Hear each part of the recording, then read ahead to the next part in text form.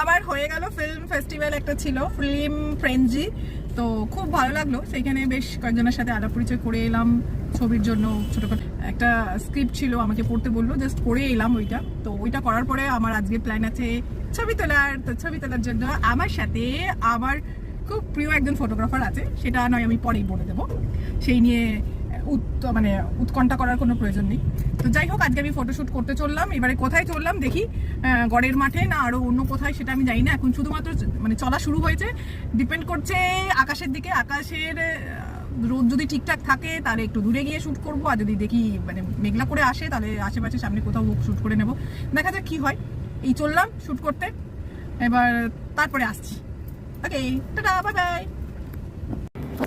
কি রোদটা উঠেছে, যা লাভলি লাগছে না।